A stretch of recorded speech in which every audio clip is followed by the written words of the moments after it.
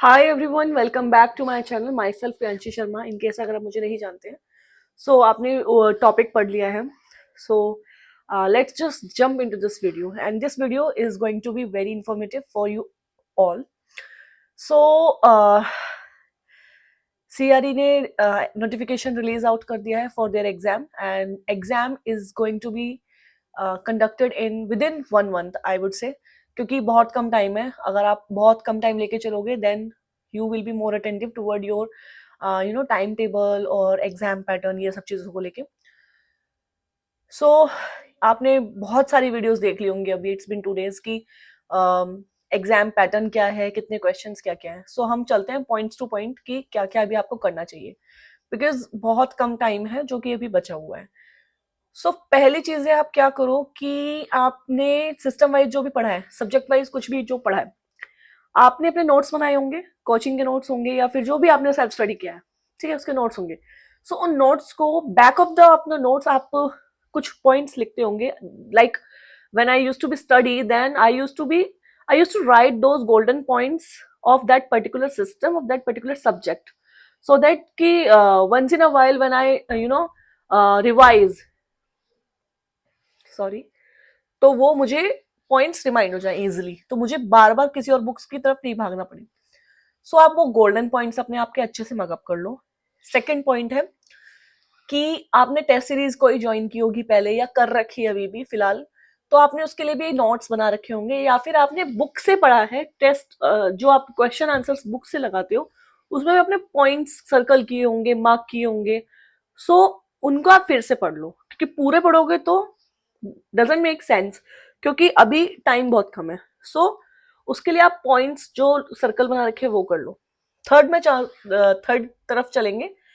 Last year PYQs, previous year questions will be more effective in this time period, क्योंकि उससे क्या होगा, आपको एक पैटर्न पता चल जाएगा बेसिकली कि किस टाइप के क्वेश्चंस आएंगे।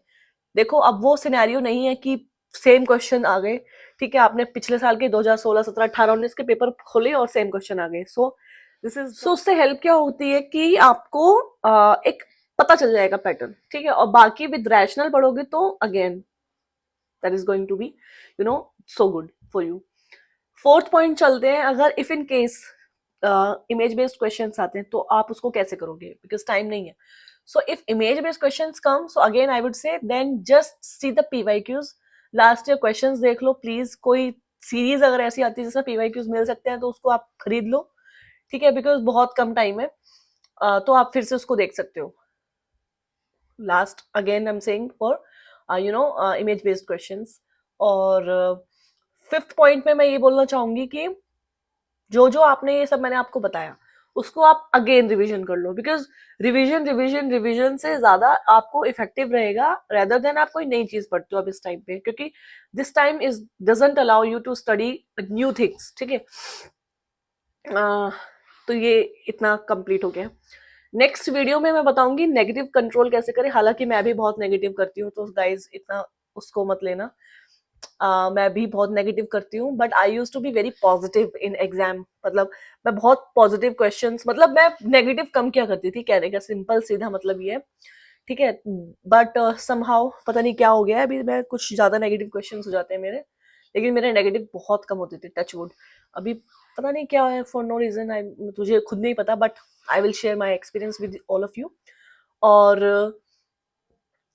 कुछ भी डाउट है तो आप अभी क्वेश्चन इस वीडियो के एंड में कमेंट बॉक्स में मुझे पूछ सकते हो, और I will answer all your queries and questions. So this is it for this video. I hope it will really help you, and all the very best. Do not waste time, just study hard. Bye bye.